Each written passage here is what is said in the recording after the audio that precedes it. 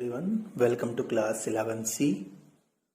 I am Anshul Mittal. I am taking your accountancy and business studies. Today we are going to start studies in which we have 10 chapters, and I am starting first chapter, Evolution and Fundamentals of Business for you. Our first concept is human activities. What is human activities? Simple activities done by humans for meeting their wants that are called human activity. सभी activity वो सभी कार्य जो human beings करते हैं अपनी इच्छाओं की पूर्ति के लिए, वो सब क्या कहलाते हैं? ह्यूमन एक्टिविटी कहलाते हैं. Some of them do human activities for earning money and some of them for personal satisfaction. लोग तो अपने कार्यों को पैसा कमाने के लिए करते हैं और कुछ लोग अपनी आत्मिक संतुष्टि के लिए करते हैं. Example, going to office and doing work is for earning money. जैसे कोई व्यक्ति ऑफिस जा रहा है, वहां पर काम कर रहा है, सैलरी मिलेगी, तो वो क्या है? पैसा कमाने के लिए है. And one of the person is going to temple और चर्च और mosque and doing prayers. What is that? That is for personal satisfaction. If you are listening music at your home, that is personal satisfaction. What is human activity? Activity done by human being for satisfaction of wants, for meeting of wants. From this definition, we can divide human activities in two parts. First one is economic activities, and second one is non-economic activities. What are economic activities? Economic activities are those which are undertaken to earn money.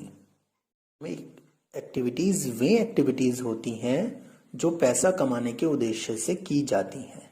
मतलब क्या है? आर्थिक का मतलब क्या होता है? यहाँ पर हिंदी वाला अर्थ है. For example, a shopkeeper is selling goods on his shop. Doctor is treating the patients and taking from them fees. क्या है? इकोनॉमिक एक्टिविटीज हैं, सभी अर्निंग मनी के ऑब्जेक्टिव से की जा रही हैं. Now it is turn for second thing, non economic activities. Non economic activities क्या होती हैं? What are non economic activities? Those activities which are undertaken for psychological, emotional, social satisfaction. Those are called non-economic activities. वो सारे कार्य जो सामाजिक आत्मिक संतुष्टि के लिए पूरे किए जाते हैं, जरूरतों के लिए पूरे किए जाते हैं, उन्हें हम कहते हैं non economic activities. For example, your mother is cooking food for you at home ना. What is that? That is not for earning money, that is for psychological satisfaction. संतुष्टि के लिए मदर, माता ऐसा कर रही है कि आपका जो भोजन है वो पका के देती हैं आपको. So that it is called non economic activity. If you are going for a party, what is that? That is also a non economic activity. Difference is very simple. Economic activities are the activities which are undertaken for earning money, and non-economic activities are the activities which are undertaken for psychological satisfaction. Economic activities वो activities हैं जो पैसा कमाने के उद्देश्य से की जाती हैं, और non-economic activities वो activities हैं जो आत्मिक संतुष्टि के लिए की जाती हैं. नॉन इकोनॉमिक एक्टिविटीज में आपके अंदर जो सेंटिमेंट्स होते हैं वो अर्निंग मनी के लिए नहीं होते हैं. वो होते हैं लव, सिंपैथी, और क्या होता है? पैट्रियोटिज्म. जैसे कोई देश भावना से, अभी सब जगह कोरोना चल रहा है तो सभी लोग क्या कर रहे हैं? दान दे रहे हैं. वो दान क्यों दे रहे हैं? डोनेशन क्यों दे रहे हैं? पैट्रियोटिज्म है उनके अंदर, सेंटिमेंट्स हैं उनके अंदर, सिंपैथी है लोगों के लिए कि हाँ हमारे पास मनी है तो हम दूसरों को डोनेट कर सकते हैं. तो that is called sentimental reasons, जो नॉन इकोनॉमिक एक्टिविटीज में कार्य कराते हैं. I hope you understand. If you have any problem, you can WhatsApp me your problem on my personal WhatsApp number. We are going to start types of economic activities. अभी तक हमने human activities पढ़ी हैं, अब हम types of economic activities पढ़ेंगे। There are 3 types of economic activities: business, profession, employment.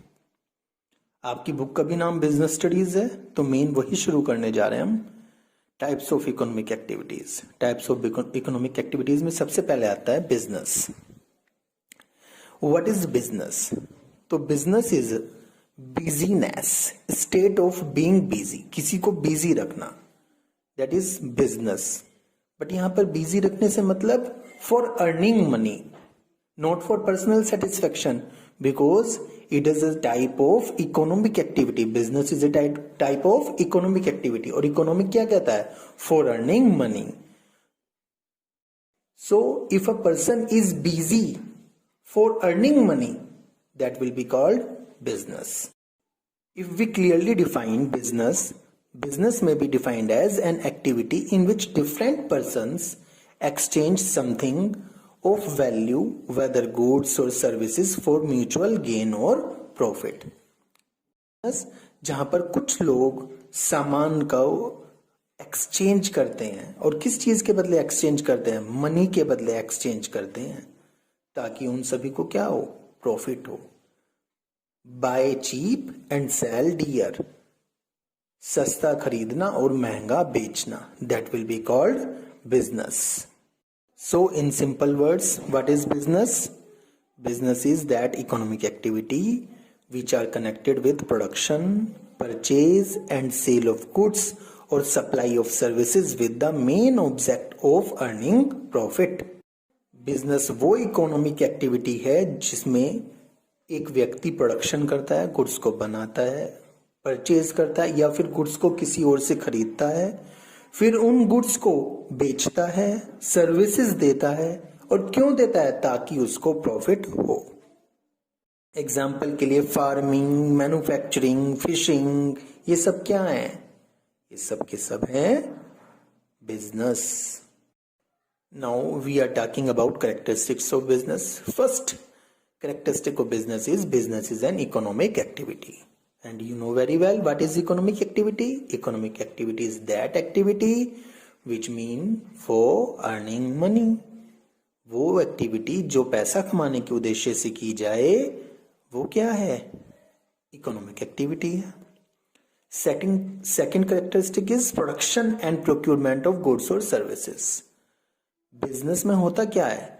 Business में goods को या तो प्रोड्यूस किया जाता है, कोई फैक्ट्री है तो वो अपने यहाँ गुड्स बनाएगी ना, या फिर प्रोक्यूरमेंट ऑफ गुड्स होता है. प्रोक्यूरमेंट ऑफ गुड्स का मतलब क्या है कि शॉपकीपर क्या करते हैं, फैक्ट्री से या किसी होलसेलर से गुड्स को लाते हैं और फिर अपने शॉप्स पर क्या करते हैं? सेल करते हैं.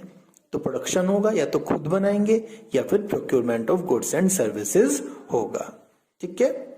थर्ड थिंग इज सेल और exchange of goods and services. Sale और एक्सचेंज का मतलब क्या है? सामान को बेचेंगे, सामान को क्या करेंगे? मनी के बदले एक्सचेंज करेंगे, गुड्स को बेचेंगे या सर्विसेज देंगे.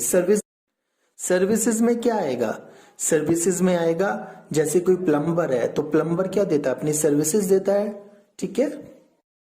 डॉक्टर है, डॉक्टर क्या करता है? अपनी सर्विसेज देता है. तो यहां पे होगा सेल और exchange of goods and services, और बदले में क्या लेंगे? Money. Fourth thing is dealing in goods and services on a regular basis. ये जो काम होता है ना बिजनेस का, ये एक दिन दो दिन नहीं होता, ये हमेशा चलता रहता है, रेगुलर बेसिस पे चलता रहता है. ये नहीं कि एक दिन सर्विस दी, एक दिन गुड्स बेचे और फिर हफ्ते भर के लिए शॉप बंद कर ली. लगातार ये काम चलता रहता है. एग्जाम्पल फॉर एक पर्सन के पास एक मकान है, ठीक है, और उसने वो सेल कर दिया, उससे उसे प्रॉफिट हुआ, तो क्या ये बिजनेस है? नहीं, ये बिजनेस नहीं है.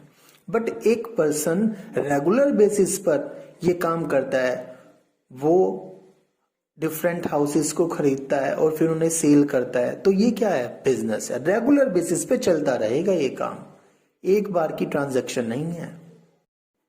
Next is profit earning. Profit earning में क्या है कि मेन जो उद्देश्य है, main aim of business is to earn profit. आप बिजनेस क्यों करेंगे? बिजनेस आप करेंगे प्रॉफिट कमाने के लिए, लाभ कमाने के लिए। Next is uncertainty of return. Uncertainty का मतलब क्या है?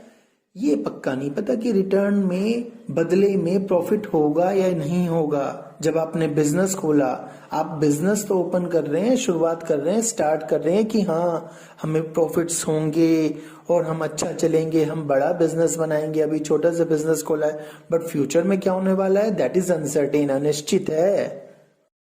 जैसे अभी कोरोना हो गया तो किसी को पता नहीं था ना, अब सबको लॉस हो जाएगा, जिसकी शॉप पे जो भी सामान रखे हैं वो पुराने हो जाएंगे। अनसर्टेनिटी ऑफ रिटर्न्स होते हैं, अनसर्टेनिटी ऑफ प्रॉफिट्स होते हैं। Last thing is element of risk. Element of risk क्या कहता है कि हर बिजनेस में कुछ ना कुछ रिस्क जरूर होता है। Risk for changing fashions, changing of consumer taste, changing of production methods. अब इनकी वजह से क्या होगा, कंज्यूमर का जैसे ही फैशन चेंज होगा वो पुरानी चीज नहीं खरीदेगा, उसको कोई पुरानी चीज अच्छी नहीं लगती तो उसे छोड़ देगा। तो ये वाला रिस्क हमेशा रहेगा। जैसे कि कंपटीशन बढ़ गया, आपने एक शॉप खोली और आपके बराबर में 3 शॉप और खुल गई, तो उसका भी रिस्क रहेगा। तो बिजनेस में हमेशा रिस्क रहता है। Okay, morning everyone. कल हमने बिजनेस पढ़ा था, आज हम कंसेप्ट ऑफ प्रोफेशन पढ़ेंगे। What is profession? Profession includes those activities which require special knowledge and skill to be applied by individuals in their occupation to earn fees. मतलब profession वो कार्य हैं जिसमें किसी व्यक्ति को किसी विशेष प्रकार के ज्ञान की आवश्यकता है, किसी विशेष प्रकार के कौशल की आवश्यकता है, ताकि वो फीस कमा सके, कुछ पैसे कमा सके अपने पेशे में। इसका मीनिंग क्या होता है? जैसे आप डॉक्टर देखते हैं तो डॉक्टर को क्या होती है, स्पेशल नॉलेज और स्किल होती है। आप लॉयर को देखते हैं, वकील को देखते हैं, तो उसको क्या होती है, उसको भी स्पेशल नॉलेज और स्किल होती है। ये लोगों का क्या है, प्रोफेशन है। क्या है? प्रोफेशन। बिजनेस नहीं है, क्या है, प्रोफेशन। और ये बदले में क्या लेते हैं, फीस चार्ज करते हैं अपने क्लाइंट्स से, पेशेंट्स से। तो इसे क्या कहेंगे, प्रोफेशन कहेंगे। बिजनेस में हम क्या करते हैं, सामान को बेचते हैं, बदले में पैसे लेते हैं।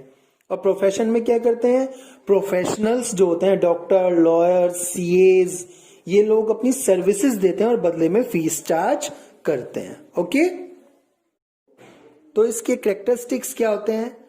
Well defined body of knowledge, मतलब कि जो प्रोफेशन है उसमें पूरा एक ज्ञान छिपा हुआ है। ज्ञान का मतलब कि वेल डिफाइंड बॉडी है, एक पूरे रूल्स रेगुलेशन होते हैं जिनके हिसाब से इन्हें चलना पड़ेगा, जो इन्होंने अपनी ट्रेनिंग के दौरान, अपनी स्टडीज के दौरान सीखे हैं, और उन्हीं को अप्लाई करके ये आगे अपनी सर्विसेज देते हैं।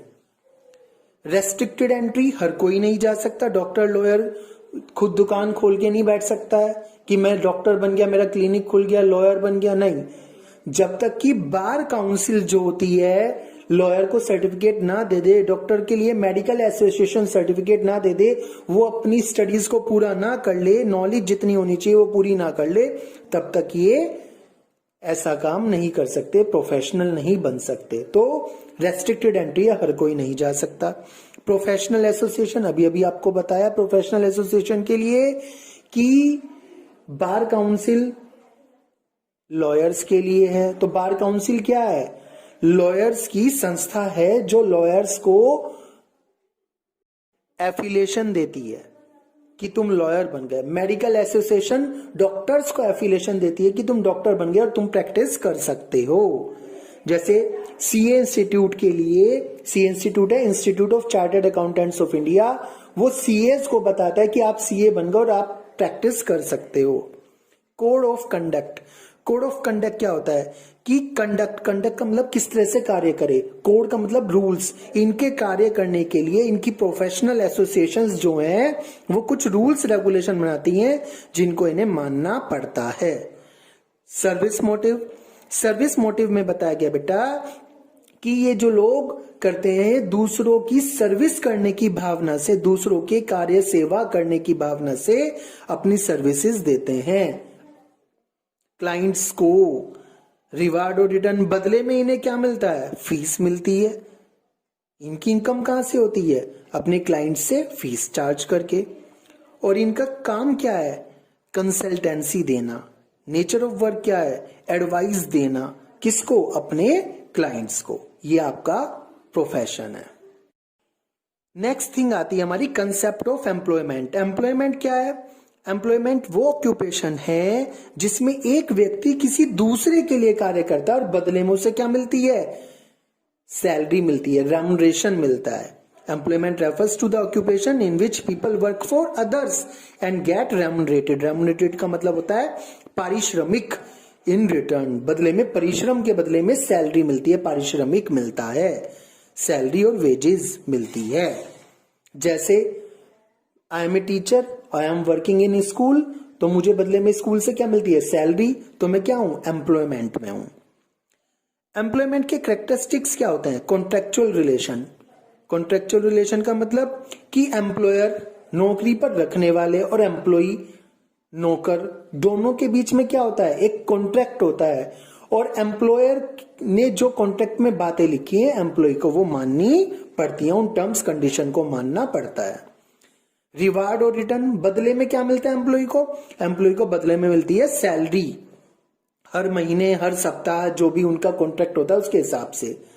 नेचर ऑफ वर्क, कार्य कैसा होगा? एम्प्लॉयर ने जिस भी कार्य के लिए एम्प्लॉय को रखा है वो सारे कार्य करने पड़ेंगे। फिर बात आती है कैपिटल इन्वेस्टमेंट। कैपिटल होता है बिजनेस में जो आप पैसे लगाते हो शुरुआत में बिजनेस स्टार्ट करने के लिए, उसे क्या कहते हैं? कैपिटल। जो इन्वेस्टमेंट आप करते हो। तो क्या जब आप एम्प्लॉयमेंट के लिए जाते हो, किसी की नौकरी के लिए जाते हो, आपको कुछ पैसे लगाने पड़ते हैं? नहीं लगाने पड़ते। अरे नौकरी करने में एम्प्लॉय को क्या लगाना है? वो तो एम्प्लॉयर को लगाना है। Code of conduct, rules regulation बिल्कुल होते हैं। जो भी एम्प्लॉयर ने रूल्स रेगुलेशन बनाए हुए हैं उन सभी नॉर्म्स को, रूल्स को एम्प्लॉय को निभाना पड़ेगा। फिर बात आती है क्वालिफिकेशन। एम्प्लॉयमेंट में क्वालिफिकेशन क्या चाहिए? तो अलग अलग डेजिग्नेशन के लिए अलग अलग क्वालिफिकेशन चाहिए।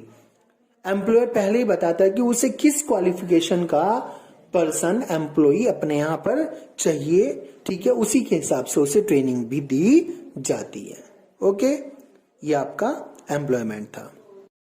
अब आपको बिजनेस, प्रोफेशन, एम्प्लॉयमेंट तीनों के बीच में डिफरेंस दिया गया है। ये बहुत ही इंपॉर्टेंट है, इसे आपको लर्न भी करना है। पहला बेसिस है जो डिफरेंस का, वो है मोड ऑफ एस्टेब्लिशमेंट। बिजनेस कैसे शुरुआत होती है? तो बिजनेस शुरुआत करने के लिए कुछ लीगल फॉर्मेलिटीज होती हैं, उन्हें पूरा करना है और अपनी दुकान शुरू कर देनी, अपना बिजनेस शुरू कर देना है। प्रोफेशन में पहले आपको मेडिकल काउंसिल से सर्टिफिकेट लेना पड़ेगा, बार काउंसिल से लॉयर को सर्टिफिकेट लेना पड़ेगा, तब जाकर वो डॉक्टर या लॉयर बनेगा। और एम्प्लॉयमेंट में जैसे ही उसे अपॉइंटमेंट लेटर मिलेगा, जैसे ही एम्प्लॉयर से कॉन्ट्रैक्ट होगा, उसकी नौकरी शुरू हो जाएगी। दूसरा बेसिस है नेचर ऑफ वर्क। किस तरह का कार्य होता है? तो बिजनेस में सामान बेचना, बदले में पैसे लेना। प्रोफेशन में अपनी सर्विसेज देना, और सर्विसेज कैसी? जिसमें वो एक्सपर्ट है, डॉक्टर इलाज करने में एक्सपर्ट है। एम्प्लॉयमेंट में क्या होता है? जो भी कॉन्ट्रैक्ट में लिखा है एम्प्लॉयर और एम्प्लॉय के बीच में, वे सारी शर्तें माननी पड़ेंगी। तीसरी बात है क्वालिफिकेशन। बिजनेस में कोई मिनिमम क्वालिफिकेशन नहीं होती, आप बिना क्वालिफिकेशन के भी बिजनेस शुरू कर सकते हैं। प्रोफेशन में एक स्पेसिफिक क्वालिफिकेशन की जरूरत होती है। डॉक्टर बनने के लिए जितना पढ़ना होगा, लॉयर बनने के लिए जितना पढ़ना होगा, सीए बनने के लिए जितनी क्वालिफिकेशन बताई हुई है, तो वो सब पूरी करनी पड़ेगी। एम्प्लॉयमेंट में अलग अलग जॉब के लिए अलग अलग क्वालिफिकेशन एम्प्लॉई को लेनी पड़ती है। रिवार्ड और रिटर्न, बदले में क्या मिलता है? बिजनेस में मिलता है प्रॉफिट, प्रोफेशन में मिलती है फीस, और एम्प्लॉयमेंट में मिलती है सैलरी। नेक्स्ट बेसिस है कैपिटल। क्या बिजनेस में पैसा लगाना पड़ता है? हाँ, बिजनेस में जितना बड़ा बिजनेस उतनी ज्यादा कैपिटल लगानी पड़ती है। प्रोफेशन में थोड़ी सी कैपिटल लगानी पड़ती है। क्लिनिक खोलने के लिए थोड़ी सी कैपिटल लगानी पड़ेगी, नहीं पड़ेगी? तो कुछ पैसा इन्वेस्ट करना पड़ेगा। और एम्प्लॉयमेंट में कुछ भी पैसा लगाने की, कैपिटल लगाने की आवश्यकता नहीं है। फिर बात आती है रिस्क। बेटा जितनी ज्यादा कैपिटल लगी होगी उतना ज्यादा रिस्क होगा, तो बिजनेस में रिस्क होता है। प्रोफेशन में थोड़ा कम रिस्क होता है क्योंकि कैपिटल भी कम लगी है, और एम्प्लॉयमेंट में बिल्कुल भी रिस्क नहीं होता है। Transfer of interest, transfer of interest का मतलब है क्या आप अपना बिजनेस किसी और को ट्रांसफर कर सकते हैं? हाँ, कर सकते हैं, बस कुछ फॉर्मेलिटीज पूरी करनी पड़ेंगी। प्रोफेशन में बताइए, क्या डॉक्टर अपनी डिग्री किसी को ट्रांसफर कर सकता है? बिल्कुल भी नहीं कर सकता है। लॉयर कर सकता है? नहीं कर सकता है। और एम्प्लॉयमेंट में जब आप किसी की नौकरी कर रहे हो तो आप किसी और को कह दोगे आज मेरी जगह चले जाओ, नहीं जा सकता, तो उसमें भी ट्रांसफर पॉसिबल नहीं है। Code of conduct, rules regulation, business में किसी कोड ऑफ कंडक्ट की जरूरत नहीं है। प्रोफेशन में कोड ऑफ कंडक्ट होता है, बार काउंसिल लॉयर के लिए देती है, मेडिकल एसोसिएशन डॉक्टर के लिए देती है, institute of chartered accountants of India CA के लिए देता है। एम्प्लॉयमेंट में एम्प्लॉयर बनाता है सारे code of conduct. Motive, motive का मतलब उद्देश्य क्या है आपका? तो बिजनेस में प्रॉफिट कमाना, प्रोफेशन में फीस के रूप में इनकम करना, और एम्प्लॉयमेंट में सैलरी के रूप में इनकम करना। आगे आपको एग्जांपल्स दिए हुए हैं, इन सबको पढ़िए। If you have any problem you can ask me any time. Okay, good morning everyone. आज हम पढ़ेंगे classification of business activities. Classification of business activities में जाने से पहले हम एक बार फिर डिस्कस कर ले कि हम पढ़ रहे हैं बिजनेस स्टडीज, तो हम यहाँ पर बिजनेस की सारी बातों के बारे में पढ़ेंगे। बिजनेस क्या है, क्यों है, कैसे है। तो इसी वजह से आगे की बात आती है classification of business activities. Business activities को दो कैटेगरीज में डिफाइन किया गया है, दो चीजों में क्लासिफाई किया गया है। First one is industry and second one is commerce. Industry क्या है? इंडस्ट्री जहां पर गुड्स को मैन्युफैक्चर किया जाता है, प्रोड्यूस किया जाता है, processing of goods and materials होता है, उसे इंडस्ट्री कहते हैं। और कॉमर्स क्या है? कॉमर्स में वो सारी एक्टिविटीज आती हैं जिसमें गुड्स और सर्विसेज को एक्सचेंज किया जाता है, मतलब गुड्स बनने से लेकर और कंज्यूमर तक पहुंचने तक जितने भी कार्य आते हैं वो सब कॉमर्स में इंक्लूड होते हैं। तो इस तरह से बिजनेस कैसे बना? बिजनेस बना इंडस्ट्री प्लस कॉमर्स से। अब यहां पर हम इंडस्ट्री को 3 पार्ट्स में बांट सकते हैं, जो कि आपने 10th क्लास में पढ़ा था। प्राइमरी इंडस्ट्री, सेकेंडरी इंडस्ट्री और टर्शरी इंडस्ट्री। प्राइमरी इंडस्ट्री में जहां पर हम क्या करते हैं? एग्रीकल्चर और एग्रीकल्चर रिलेटेड गुड्स का प्रोडक्शन करते हैं। अब यहां पर प्राइमरी इंडस्ट्री को भी हम 2 पार्ट्स में डिवाइड कर सकते हैं, एक्सट्रैक्टिव इंडस्ट्री और जेनेटिक इंडस्ट्री। एक्सट्रैक्टिव इंडस्ट्री वो इंडस्ट्री होती है जहां पर हम नेचुरल रिसोर्सेज को एक्सट्रैक्ट करते हैं जमीन से, जैसे सॉइल, एयर, वाटर, ये सब क्या है? नेचुरल रिसोर्सेज हैं। हम अर्थ से नेचुरल रिसोर्सेज को एक्सट्रैक्ट करते हैं, जैसे कोल हुआ, डीजल, पेट्रोल, जो क्रूड ऑयल होता है वो कहां से आता है? एक्सट्रैक्ट करते हैं हम। तो इस तरह की इंडस्ट्रीज को कहा जाता है एक्सट्रैक्टिव, और ये प्राइमरी इंडस्ट्री का पार्ट है। इसके अलावा क्रॉप प्रोडक्शन भी प्राइमरी इंडस्ट्री का ही पार्ट है, ये भी एक्सट्रैक्टिव इंडस्ट्री के अंदर में ही आएगा। दूसरा पार्ट है प्राइमरी इंडस्ट्री का जेनेटिक इंडस्ट्री। जेनेटिक में क्या होता है? हम रिप्रोडक्शन करते हैं, ब्रीडिंग करते हैं, breeding of plants and animals.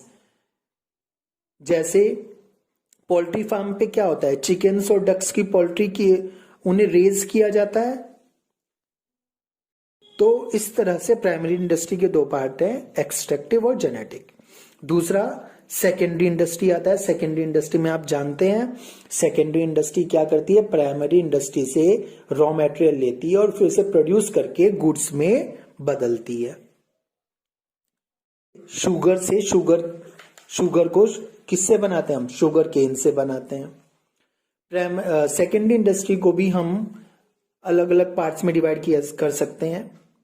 पहला है मैन्युफैक्चरिंग इंडस्ट्री। मैन्युफैक्चरिंग इंडस्ट्री जहां पर गुड्स बनाए जाते हैं, उसमें क्या क्या आता है? Analysing industry. एनालाइज जहां पर एक पर्टिकुलर मटेरियल से अलग अलग गुड्स निकाले जाते हैं, जैसे क्रूड ऑयल से हम क्या क्या निकाल सकते हैं?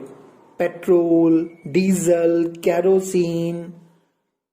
सिंथेटिक इंडस्ट्री में क्या होता है, जहां पे दो या दो से ज्यादा मटेरियल को जोड़कर एक साथ मिलाकर कोई नया प्रोडक्ट बना देते हैं, वो सिंथेटिक इंडस्ट्री होता है। जैसे सीमेंट बनता है, बट ये ध्यान रखना, एक बार सीमेंट बनने के बाद उसे सेपरेट नहीं किया जा सकता।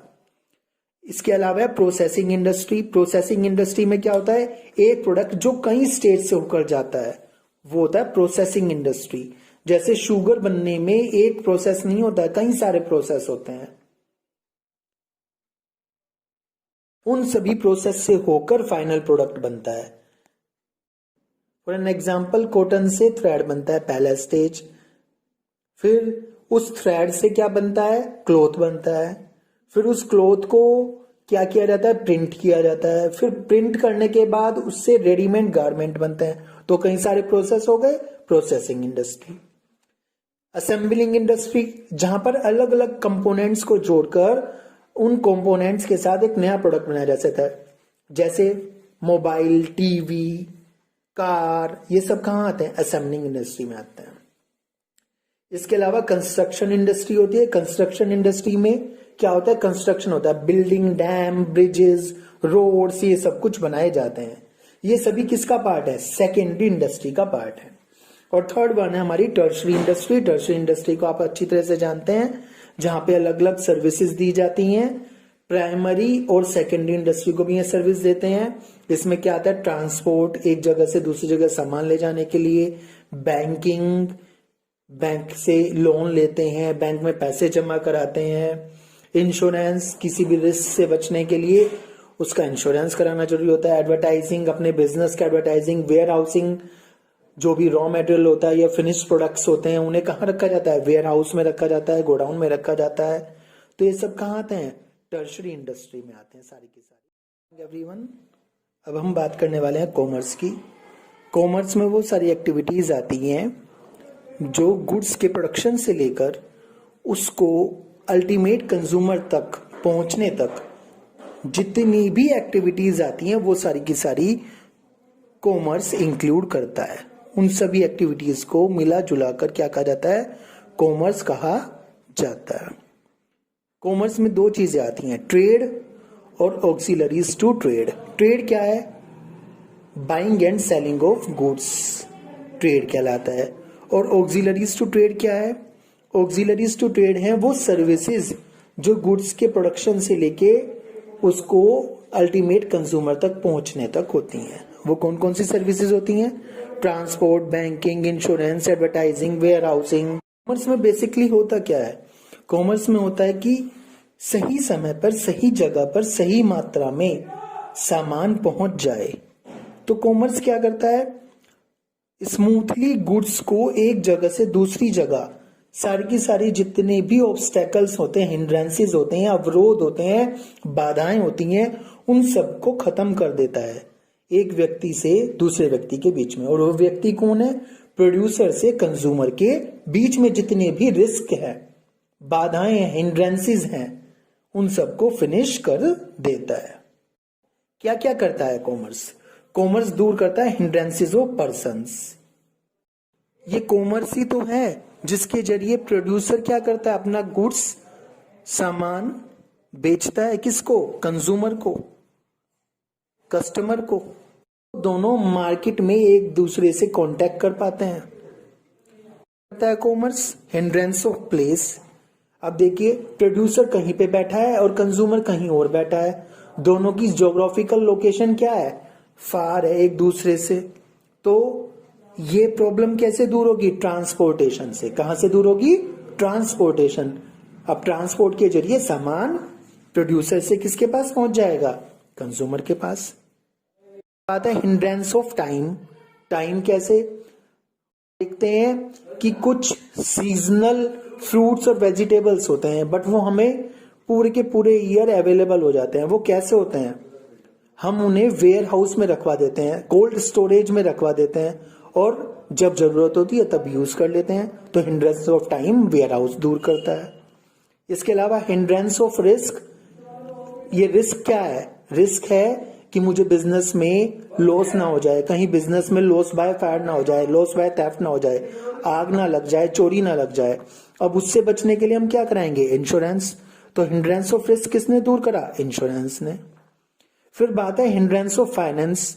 हर बिजनेस को करने के लिए कुछ पैसों की जरूरत होती है, और वो पैसे फाइनेंस इन्वेस्टमेंट कहां से आती है? हमारी बैंक से लोन लेकर। तो बैंकिंग क्या करती है? बैंकिंग फाइनेंशियल इंस्टीट्यूशंस हमारी फाइनेंस की प्रॉब्लम को, फाइनेंस के हिंड्रेंस को, फाइनेंस के अवरोध को, प्रॉब्लम को दूर करता है।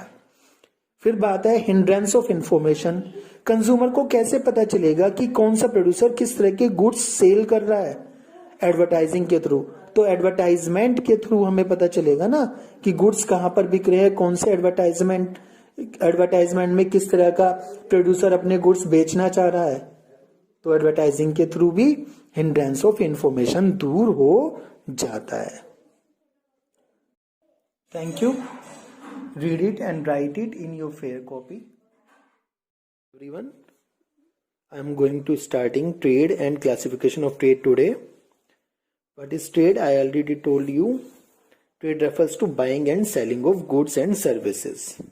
And the aim of these buying and selling of goods is earning profit. So, trade is buying and selling of goods and services with the aim of earning profits.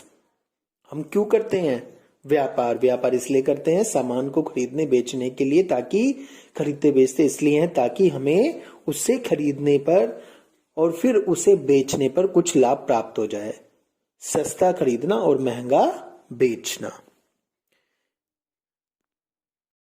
जो लोग trade करते हैं उन्हें क्या कहते हैं? Traders. The persons who are engaged in trade are known as traders और middleman.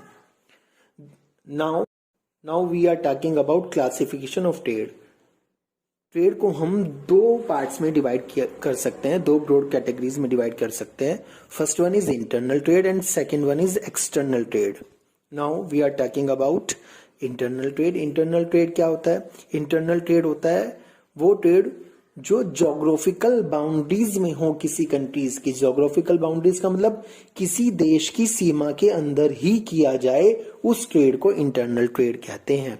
जैसे आप सामान को इंडिया में ही बेचते हैं, इंडिया से ही खरीदते हैं, इंडिया के बाहर से आपका कोई भी बिजनेस का रिलेशन नहीं है, तो ऐसे बिजनेस को कहा जाएगा इंटरनल ट्रेड।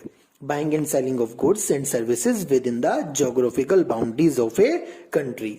बायर और सेलर दोनों कहां से हैं? इंडिया से हैं, तो ऐसे ट्रेड को क्या कहेंगे? Internal trade. इंटरनल ट्रेड को हम फर्दर दो कैटेगरीज में डिवाइड कर सकते हैं, होलसेल ट्रेड, रिटेल ट्रेड। और ये आप अच्छी तरह जानते हैं। होलसेल ट्रेड जब बिजनेसमैन ट्रेडर लार्ज क्वांटिटीज में गुड्स को बाय करता है और फिर उनको स्मॉल स्मॉल क्वांटिटीज में रिटेलर्स को बेचता है, तो ऐसे व्यक्ति को कहते हैं होलसेलर। और वो जिस तरह का बिजनेस करता है, ट्रेड करता है, उसे कहते हैं होलसेल ट्रेड। रिटेल ट्रेड में क्या होता है? रिटेल ट्रेड में रिटेलर स्मॉल क्वांटिटीज में गुड्स को खरीदता है और फिर उन्हें अल्टीमेट कंज्यूमर को बेच देता है। अब इसके एग्जाम्पल सुनिए। आपने मार्केट में ऐसी दुकानें देखी होंगी जहां से आपके रिटेलर्स, आपके आसपास के मोहल्ले के जो शॉपकीपर्स हैं वो भी जाकर, लोकेलिटी के शॉपकीपर्स भी जाकर सामान खरीदते हैं। तो जिन दुकानों से खुद आपके लोकेलिटी के शॉपकीपर्स भी सामान खरीद रहे हैं, वो तो कौन हो गए? होलसेल ट्रेड, क्योंकि वो रिटेलर्स को भी सामान बेचते हैं। और रिटेल ट्रेड कौन सा हो गया? जो शॉपकीपर्स आपको सामान बेचते हैं, कंज्यूमर्स को सामान बेचते हैं, उन्हें क्या कहते हैं? रिटेलर्स। आपके आसपास की कन्फेक्शनरी शॉप हो गई, किरियाना शॉप हो गई, वो सब क्या है? रिटेल ट्रेड करते हैं। वो स्मॉल क्वांटिटीज में होलसेलर्स से सामान खरीदते हैं और कंज्यूमर्स को डिलीवर करते हैं with the exchange of money. External trade क्या होता है? एक्सटर्नल ट्रेड वो होता है जो beyond the geographical boundaries of a country होता है। Buying and selling of goods and services with in 2 और मोर कंट्रीज, जहां पर बायर और सेलर अलग अलग कंट्रीज से रिलेशन रखते हों, ऐसे ट्रेड को क्या कहा जाएगा? External trade. जब हम फॉरेन कंट्रीज में भी अपने सामान को खरीदेंगे और बेचेंगे तो वहां पर क्या होगा? एक्सटर्नल ट्रेड होगा। अब एक्सटर्नल ट्रेड को भी हम फर्दर 3 पार्ट्स में डिवाइड कर सकते हैं, इंपोर्ट, एक्सपोर्ट एंड इंट्रीपोर्ट। सबसे पहली बात आती है इंपोर्ट। इंपोर्ट में क्या होता है, जब हम किसी फॉरेन कंट्री से सामान को, गुड्स को परचेज करते हैं तो उसे कहते हैं इंपोर्ट। जैसे इंडिया में चाइना से सामान आता है, अमेरिका से सामान आता है, इंग्लैंड से सामान आता है, गुड्स आते हैं, तो हम फॉरेन कंट्री से गुड्स परचेज कर रहे हैं तो उस समय हम क्या कर रहे हैं, इंपोर्ट ट्रेड। और एक्सपोर्ट ट्रेड क्या होता है, जब हम फॉरेन कंट्री में गुड्स को सेल कर रहे हैं। यदि इंडिया से सामान पाकिस्तान में जाकर बिकता है, चाइना में जाकर बिकता है, जापान में जाकर बिकता है, तो at the time we are exporting, और that is called export trade. Now the third one is entrepot. ये आपके लिए बिल्कुल नया है, you are reading it first time. Entrepot क्या होता है, इंट्रीपोर्ट होता है बेटा जब हम फॉरेन कंट्री से ही गुड्स परचेज करते हैं और उन्हें कुछ प्रोसेस करके या same to same as it is किसी दूसरी फॉरेन कंट्री में बेच देते हैं, तो at that time we are doing entrepot. Example के तौर पे समझिए, हम चाइना से सामान खरीदते हैं और उसे पाकिस्तान को बेच देते हैं, तो उसे कहेंगे इंट्रीपोर्ट। यहां पर यह ध्यान रखने वाली बात है कि हम उसे अपने यूज के लिए नहीं खरीद रहे, सारा का सारा जितना भी सामान है सारा का सारा किसको बेच दिया, दूसरी कंट्री को बेच दिया। Buying from foreign country and that goods are selling to other foreign country, that will be called. Morning everyone, now we will talk about objectives of business. अब हम बात करेंगे बिजनेस के उद्देश्यों की, व्यापार के उद्देश्यों की। ऑब्जेक्टिव्स, हम बिजनेस क्यों करते हैं, क्या कारण है कि हम बिजनेस करते हैं। सबसे पहली बात, first thing is for profit. क्या है, लाभ कमाने के उद्देश्य से। सबसे बड़ा उद्देश्य जो होता है बिजनेस करने का वो क्या होता है, प्रॉफिट अर्निंग। क्योंकि without profit there will be no business in future. आपने आज कैपिटल इन्वेस्ट करी बिजनेस में और यदि आप प्रॉफिट नहीं कमाएंगे तो जितनी भी कैपिटल इन्वेस्ट करी वो धीरे धीरे धीरे धीरे क्या हो जाएगी, लॉस्ट हो जाएगी, खत्म हो जाएगी, फिर बिजनेस रहेगा ही नहीं। इसलिए बिजनेस चलता रहे उसके लिए हमें क्या करना होगा, प्रॉफिट अर्न करना पड़ेगा। तो first one is profit earning, second one is survival. बिल्कुल दोनों चीज लिंक्ड है। प्रॉफिट अर्निंग होगी तभी तो बिजनेस सरवाइव करेगा, बिजनेस बना रहेगा। यदि प्रॉफिट नहीं करोगे बिजनेस में तो बिजनेस लंबे समय तक कैसे चलेगा, खर्चे कैसे पूरे होंगे, एक्सपेंसेस कहां से आएंगे। इतना तो रेवेन्यू अर्न करना ही पड़ेगा, इतना तो कमाना ही पड़ेगा जिससे कि आपके एक्सपेंसेस पूरे हो जाएं। तो सर्वाइवल के लिए क्या जरूरी है, profit is necessary. Third thing is growth. Growth क्या है बेटा, ग्रोथ क्यों है ऑब्जेक्टिव बिजनेस का। हर बिजनेसमैन चाहता है कि आज उसने बिजनेस जिस जगह से शुरू करा, जिस स्पॉट से शुरू करा, जितनी कैपिटल लगा के स्टार्ट किया है वो कैपिटल इंक्रीज हो, बिजनेस बड़ा बने। आज उसने एक दुकान खोली है, कल को 2 दुकान हो जाए, 3 दुकान हो जाए, बड़ी हो जाए। आज 10 तरह के गुड्स को वो सेल करता है, कल को वो 20 तरह के गुड्स को सेल करे, बड़ा बनाए। जब तक कि बिजनेस की ग्रोथ नहीं होगी तो जो बिजनेसमैन हो उसकी भी ग्रोथ नहीं होगी। हर बिजनेसमैन का ये एम होता है कि बिजनेस लंबे समय तक चलता रहे और बिजनेस बढ़ता रहे। तो 3 जो ये ऑब्जेक्टिव्स हैं आपके, प्रॉफिट अर्निंग, सर्वाइवल, ग्रोथ, ये तीनों एक साथ जुड़े हुए हैं और इन्हें कहते हैं इकोनॉमिक ऑब्जेक्टिव्स। क्या बोलते हैं इन्हें, इकोनॉमिक ऑब्जेक्टिव्स। इसके अलावा और भी ऑब्जेक्टिव्स हैं। कौन से, सोशल ऑब्जेक्टिव्स हैं। सोशल ऑब्जेक्टिव्स क्या है, बिजनेस कहां होता है, सोसाइटी में होता है, तो सोसाइटी की इच्छा भी तो पूरी होनी चाहिए। क्यों नहीं चाहिए, क्योंकि सोसाइटी के पास जो रिसोर्सेज हैं, साधन है, वो सीमित हैं। साधन कैसे सीमित हैं, air, water, land, everything is limited. अब उन्हें बिजनेसमैन क्या कर रहा है, यूज कर रहा है, तो उसे सोसाइटी को भी कुछ देना पड़ेगा। क्या देना पड़ेगा सोसाइटी को, तो सोशल ऑब्जेक्टिव्स में पहला ऑब्जेक्टिव आता है बिजनेस का, supply of quality products at fair prices. Society मांगती है कि बिजनेसमैन ठीक दामों पर, सस्ते दामों पर, उपयुक्त दामों पर सामान को बेचे और अच्छी क्वालिटी का बेचे। जब तक कि वो अच्छा सामान सस्ते दामों पर नहीं बेचेगा कौन, बिजनेसमैन, तो सोसाइटी उस बिजनेस को पसंद नहीं करेगी। तो बिजनेस का सोशल ऑब्जेक्टिव क्या होता है कि वो desired quality of products at fair prices market में सप्लाई करे। फिर दूसरा सोशल ऑब्जेक्टिव क्या होता है, avoidance of unfair trade practices, कि वो कोई भी इस तरह का तरीका इस्तेमाल ना करे जिससे कि लोगों का शोषण हो, गलत तरीका इस्तेमाल ना करे, अनफेयर ट्रेड प्रैक्टिस ना करे, जैसे एडल्ट्रेशन, होर्डिंग, मार्केटिंग। ये क्या होता है, गुड्स की मिक्सिंग करना या ब्लैक मार्केटिंग करना, गुड्स की कालाबाजारी करना, कि जब पहले तो उनका स्टॉक लगा लेना और जब मार्केट में दाम रेट्स ज्यादा हो जाए तब उनको सेल करना। तो अनफेयर ट्रेड प्रैक्टिसेस ना करे। अनफेयर ट्रेड प्रैक्टिसेस में कम तोलना भी आता है, लोअर क्वालिटी ऑफ गुड्स भी आते हैं, हाई प्राइस चार्ज करना भी आता है, ऐसे कोई भी काम ना करे। थर्ड वन है जनरेशन ऑफ एम्प्लॉयमेंट। सोसाइटी ने आपको मौका दिया है कि आप वहां पर रहकर क्या करें, बिजनेस करें। तो बिजनेस करने के साथ साथ जैसे आप ग्रोथ करेंगे, बढ़ेंगे आगे को, आपको लोगों की जरूरत होगी काम करने के लिए। तो वो कहां से आएंगे, वो सोसाइटी से आएंगे। और कैसे आएंगे, आप उन्हें मौका देंगे अपने यहां नौकरी करने का, एम्प्लॉयमेंट अपॉर्चुनिटीज देंगे कि आओ मेरे साथ मिलकर मुझे काम में हेल्प करो। जब आप सोसाइटी की इस तरह से हेल्प करेंगे, सोसाइटी आपसे खुश रहेगी।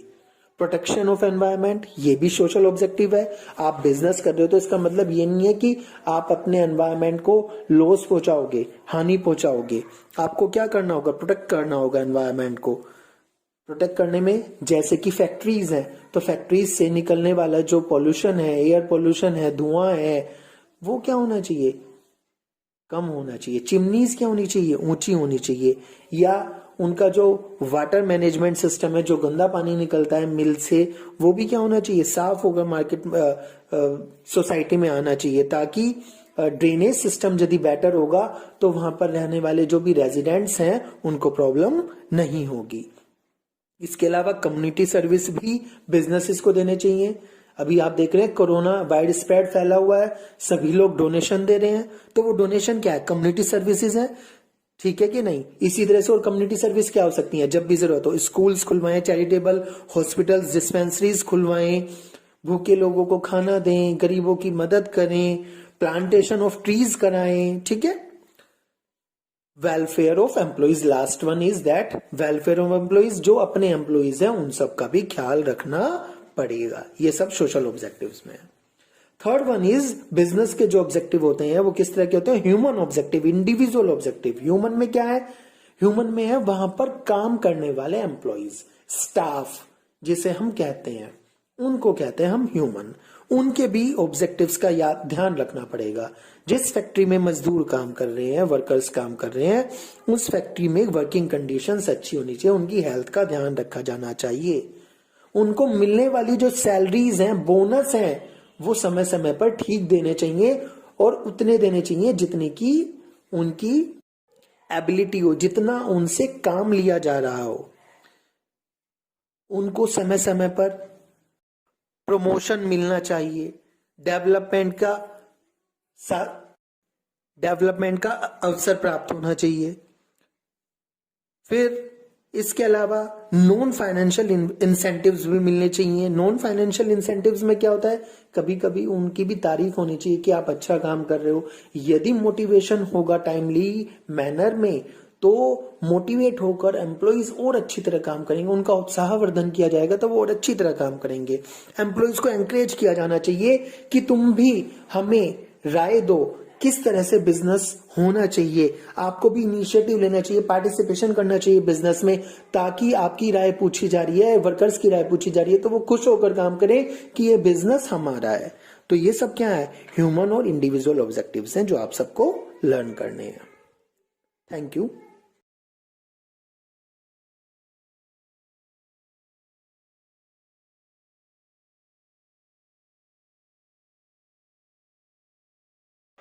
इसके अलावा भी हमारे पास कुछ ऑब्जेक्टिव्स होते हैं जिन्हें हम मल्टीपल ऑब्जेक्टिव्स ऑफ बिजनेस कहते हैं। इनमें आते हैं हमारे मार्केट स्टैंडिंग, कि बिजनेस मार्केट में अपनी एक पोजीशन बनाना चाहता है, उसके लिए क्या करता है, प्रॉफिट कमाता है, ग्रोथ करता है, इनोवेशन, कुछ नया करने के लिए, सोसाइटी को कुछ नया देने के लिए, कुछ नया बनाने के लिए, दूसरे बिजनेस से कुछ डिफरेंट दिखने के लिए। फिर प्रोडक्टिविटी, अपने प्रोडक्ट्स को अच्छा बनाने के लिए, ज़्यादा से ज़्यादा प्रोडक्ट निकालने के लिए, आउटपुट इस तरह से निकालने के लिए कि जितना वो इनपुट निकाल रहा है उतना आउटपुट निकले, उससे ज़्यादा आउटपुट निकले, उसको प्रॉफिट ही हो उसमें भी। इसके अलावा बिज़नेस क्या चाहता है, फिजिकल और फाइनेंशियल रिसोर्सेज बनाना चाहता है, प्लांट, मशीनरी, बिल्डिंग, फर्नीचर उसके पास ज़्यादा से ज़्यादा, क्योंकि वो बिज़नेस कर रहा है। तो बिज़नेस कर रहा है तो ज़्यादा से ज़्यादा प्लांट, मशीनरी या बिल्डिंग्स खरीदना चाहता है, अपनी एसेट्स बनाना चाहता है। प्रॉफिट्स अर्न करना चाहते हैं तो हमने मेन ऑब्जेक्टिव में पढ़ ही लिया है। मैनेजर, परफॉर्मेंस एंड डेवलपमेंट, मतलब कि जो बिज़नेस को कंट्रोल करने वाले मैनेजर्स हैं वो उनकी परफॉर्मेंस बेटर हो, पहले से बिज़नेस आगे बढ़े। बिज़नेस जैसे कि मान के चलिए हमने पहली बात करी थी ग्रोथ में कि 10 प्रोडक्ट बना रहा है तो चाहता है कि 20 प्रोडक्ट बनाए। एक शॉप है तो 2 शॉप हों, एक शहर में ऑपरेट करे तो 2 शहर में ऑपरेट करे, 5 शहर में ऑपरेट करे, एक कंट्री से दूसरी कंट्री में अपने बिज़नेस को, सामान को बेच सके, ग्लोबल हो जाए। ठीक है, तो ये सभी क्या है, मल्टीपल ऑब्जेक्टिव्स ऑफ बिजनेस है, ये भी आपको इसके साथ ही पढ़ने हैं। Thank you everyone. Today we are going to study role of profit in business. What is profit? You know very well. Profit is the essential thing for a business. It is a lifeblood of a business. जैसे बिना blood के एक human body नहीं चल सकती, ऐसे ही profit के बिना बिजनेस भी नहीं चल सकता। तो प्रॉफिट का बिजनेस में क्या रोल है? तो as an economic institution sufficient profits, आपको इतने पर्याप्त मात्रा में बिजनेस में प्रॉफिट्स होने चाहिए ताकि उसकी जो कॉस्ट है वो पूरी हो जाए।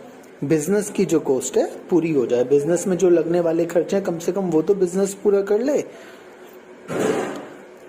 प्रॉफिट क्यों जरूरी है? प्रॉफिट इसलिए जरूरी है क्योंकि बिजनेस का सर्वाइवल चाहिए। सर्वाइवल का मतलब बिजनेस चलते रहना चाहिए। यदि बिजनेस चलता नहीं रहेगा, बंद हो जाएगा, तो बिजनेस करने का फायदा ही क्या होगा? बिजनेस को इतना लंबा चलाना है कि वो प्रॉफिट करता रहे, ग्रोथ करता रहे और आगे भी हमें सक्सेस मिलती रहे, फ्यूचर में चलता रहे लंबे समय तक। एक्सपेंशन एंड ग्रोथ भी साथ साथ होता रहे, बिजनेस बढ़ता रहे, छोटे के छोटा ना रहे, जो आपने जैसा खोला था उससे ज्यादा बड़ा बने। इतनी कैपिटल आपके पास हो जाए कि आप उसे बड़ा बना सको, आपके खर्चे भी निकलते रहे और बढ़ता भी रहे। फिर प्रॉफिट का क्या रोल है? Measure of efficiency. प्रॉफिट इस बात का सूचक है, इस बात को बताता है कि हाँ आपका बिजनेस अच्छी तरह से चल रहा है। यदि प्रॉफिट नहीं होगा तो कैसे पता चलेगा कि आपका बिजनेस अच्छी तरह से चल रहा है? जितना ज्यादा प्रॉफिट उतना ही ज्यादा बिजनेस अच्छा चल रहा है, इस बात को बताता है। तो मेजर करता है एफिशिएंसी को कि बिजनेस की एफिशिएंसी कितनी है, आपकी एफिशिएंसी कितनी है, बिजनेसमैन की एफिशिएंसी कितनी है। रिवार्ड ऑफ रिस्क बियरिंग, आपने बिजनेस में कैपिटल इन्वेस्ट करी थी, बिजनेस में पैसे लगाए थे, पैसे लगाकर बिजनेस को खोला था, अब वो पैसे रिस्क पे आपने लगाए हैं, बिजनेस चलेगा या नहीं चलेगा। तो प्रॉफिट क्या है? उस रिस्क का रिवार्ड है। रिस्क का रिवार्ड कैसे है कि आपने जो साहस किया है पैसे लगाने का, कैपिटल लगाने का, कैपिटल इन्वेस्ट करने का, उसके बदले जो आपको मिल रहा है, आपने जो रिस्क उठाया है उसके बदले जो आपको मिल रहा है वो है profit. Better reputation and goodwill, market में आपके बिजनेस की रेपुटेशन बन जाएगी, गुडविल बन जाएगी, एक्सटर्निंग कैपेसिटी बन जाएगी, लोग आपके बिजनेस को पसंद करेंगे यदि प्रॉफिट हो रहा होगा। सब क्या कहेंगे, देखो बिजनेस कितना अच्छा चल रहा है, पहले छोटी सी दुकान थी अब बड़ी हो गई, पहले कितना छोटा बिजनेस था अब कितना बड़ा हो गया। और वो बड़ा कैसे होगा? प्रॉफिट करने के बाद। तो बिजनेस की गुडविल बनेगी, सब पसंद करेंगे, देखो उस बड़ी दुकान से लेते हैं, उस बड़े बिजनेस से लेते हैं, उस बिजनेस से रिलेशन रखते हैं। आपके पास यदि प्रॉफिट होगा तो आपके जो एम्प्लॉइज हैं वो भी नहीं जाएंगे क्योंकि आप उन्हें अच्छी सैलरी देंगे, बोनस देंगे। मार्केट से, बैंक से लोन लेने में भी आपको आसानी होगी, तो रेपुटेशन गुडविल बढ़ जाएगी। ये है role of profit in business. इसके बाद आ जाता है कि क्या प्रॉफिट मैक्सिमाइजेशन ही बिजनेस का मेन ऑब्जेक्टिव है? बस प्रॉफिट कमाना है, यही ऑब्जेक्ट है, यही उद्देश्य है एक बिजनेस का? तो यहां पर नहीं। क्यों? क्योंकि एक बिजनेस यदि प्रॉफिट कमाने के पीछे रहेगा प्रॉफिट कमाना जरूरी है, नेसेसरी है, बट इतना प्रॉफिट के पीछे नहीं भागना किसी बिजनेस को कि वो गलत कार्य करने लगे। गलत कार्य कैसे? एडल्ट्रेशन करने लगे, होर्डिंग करने लगे, ब्लैक मार्केटिंग करने लगे, करप्ट प्रैक्टिसेस जिन्हें हम कहते हैं। अनफेयर मीन्स से हमें प्रॉफिट नहीं कमाना, बिजनेस को एथिकली करते रहना है। लीड्स टू एक्सप्लॉयटेशन, मतलब कि ज्यादा प्रॉफिट करने की उद्देश्य से अपने वर्कर्स पे ध्यान न देना, उन्हें पूरी पूरी सैलरी ना देना, बोनस ना देना, ठीक है कि नहीं है। लो क्वालिटी ऑफ गुड्स बनाना ताकि सस्ती क्वालिटी के गुड्स सस्ते बने और प्रॉफिट ज्यादा हो आपको, या हाई प्राइजेस रख देना। गुड्स की हाई प्राइजेस रखने से क्या होगा? लोग उसे खरीदेंगे नहीं, आपको ही नुकसान होगा उस बात का। प्रॉफिट के पीछे ज्यादा भागने से क्या होगा? आप सोशल रेस्पॉन्सिबिलिटी के बारे में भूल जाएंगे। हमने सोशल रेस्पॉन्सिबिलिटी पढ़ी थी बिजनेस की, उन सब के बारे में भूल जाएंगे। तो ऐसा नहीं करना है। तो प्रॉफिट मैक्सिमाइजेशन ही बिजनेस का एकमात्र ऑब्जेक्टिव नहीं होता है, बिजनेस के मल्टीपल ऑब्जेक्टिव्स होते हैं। Now we are going to read business risk. What is business risk? Possibility of inadequate profits or even losses. Possibility of inadequate profits मतलब कि रिस्क ये है बिजनेस में प्रॉफिट होगा या नहीं होगा, जितना हम प्रॉफिट चाहते हैं उतना प्रॉफिट प्राप्त होगा या नहीं होगा। कहीं ऐसा तो नहीं कि लॉस ही हो जाएगा। ये क्या है? बिजनेस रिस्क है। बिजनेस में अनएक्सपेक्टेड है, अनसर्टेनिटी है, फ्यूचर में क्या होने वाला है नो वन कैन से, कोई कुछ भी नहीं बता सकता। तो यही अनसर्टेनिटी, यही अनएक्सपेक्टेड इवेंट्स बिजनेस रिस्क हैं। आपने बिजनेस खोला कि मैं बिजनेस को अच्छा चलाऊंगा, ऐसे चलाऊंगा, वैसे चलाऊंगा, और बिजनेस नहीं चला, वो क्या है? बिजनेस रिस्क है। तो बिजनेस में हमेशा पॉसिबिलिटी बनी रहती है कि कहीं लॉस ना हो जाए। आपने कोई पर्टिकुलर गुड्स बेचने शुरू करे और मार्केट से उसका फैशन खत्म हो जाए, लोग उसे पसंद ना करें, ये क्या है? बिजनेस रिस्क है। लोगों का टेस्ट प्रेफरेंस उस गुड्स की तरफ से जो आप बेचने हैं हट जाए, वही क्या है? बिजनेस रिस्क है। आपने बिजनेस खोला, आप अकेले थे, तभी आपके साथ और कंपटीशन आ गया। थोड़े समय बाद कंपटीशन आने से आपकी सेल डिक्रीज हो गई, वो क्या है? बिजनेस रिस्क है।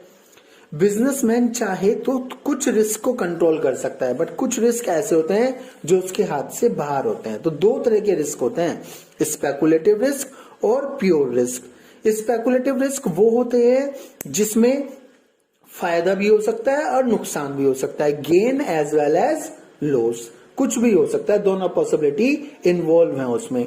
जैसे मार्केट कंडीशंस चेंज हो जाए, फ्लक्चुएशन हो जाए डिमांड में, ठीक है, फैशन टेस्ट कस्टमर का बदल जाए, तो उसकी वजह से स्पेकुलेटिव रिस्क होता है। अभी अभी कोरोना चल रहा है, कोरोना की वजह से किराना की दुकान बहुत ज्यादा चल रही है, लोगों ने स्टॉक लगाना शुरू कर दिया है घर पे। अब घर पे स्टॉक लगाना शुरू कर दिया है तो क्या है? किराना की दुकान का सामान बिक रहा है और रेट्स भी ज्यादा हो गए हैं, तो प्रॉफिट हो रहा है, ठीक है कि नहीं है? ऐसे ही कुछ विशेष परिस्थिति में लॉस भी हो सकता है उन्हें। लोग पसंद करना, उनके सामान को लोग पसंद करना बंद कर दें तो क्या हो जाएगा? लॉस हो जाएगा। और प्योर रिस्क क्या होता है? स्पेकुलेटिव रिस्क तो ये था। प्योर रिस्क क्या होता है? प्योर रिस्क होता है जैसे चोरी हो जाना, आग लग जाना, ये सब क्या होते हैं? प्योर रिस्क होते हैं, ठीक है।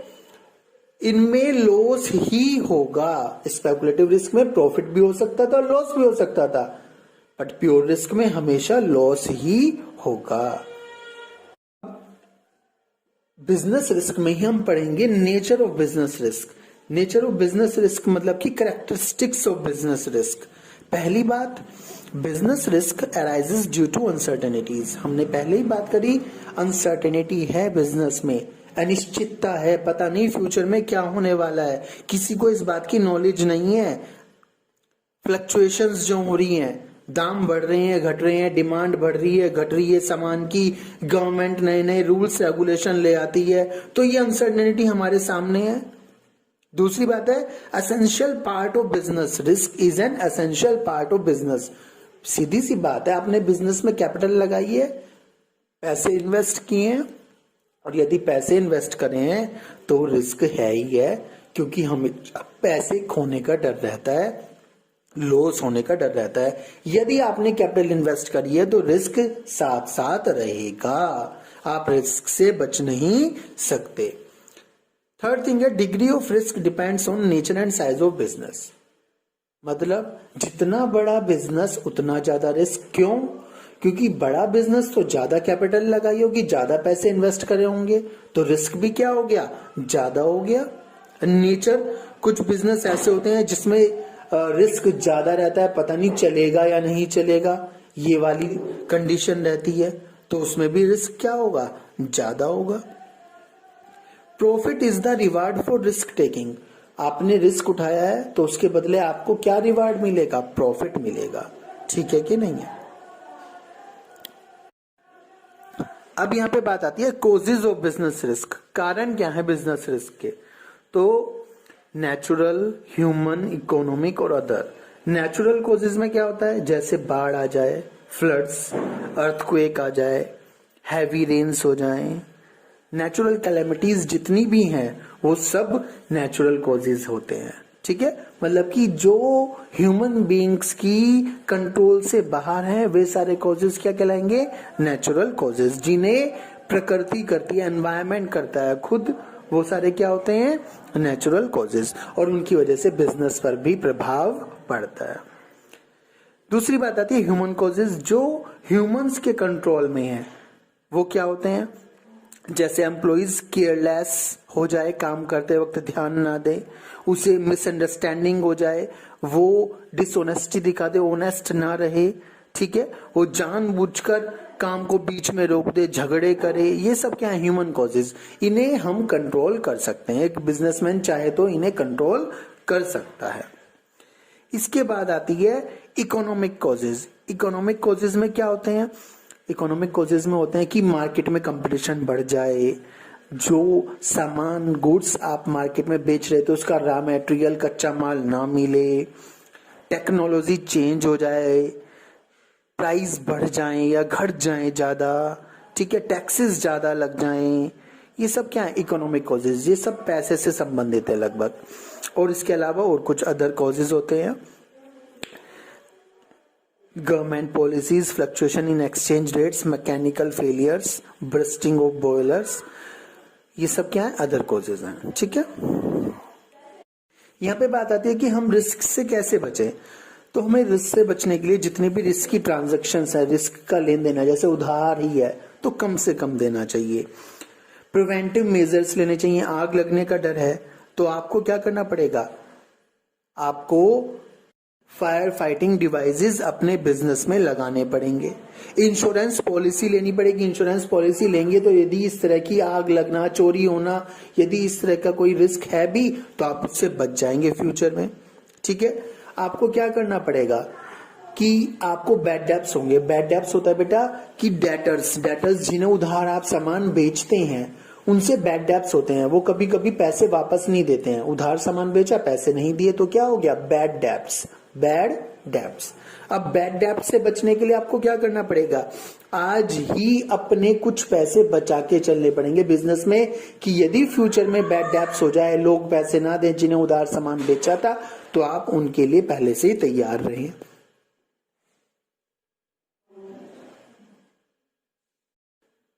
Share risk with other enterprises, इसमें कार्टेल काम करता है। कार्टेल का मतलब ग्रुप बना लेते हैं कुछ ऑर्गेनाइजेशंस, सारे बिजनेसमैन आपस में बैठ के ग्रुप बना लेते हैं कि यदि किसी को एक को लॉस होगा तो बाकी सभी उस लॉस को पूरा करेंगे। Sharing risk with other enterprises. तो आज का ये सारा का सारा आपको रीड करना है, रिवाइज करना है और अपनी फेयर कॉपी में नोट्स बनाने हैं।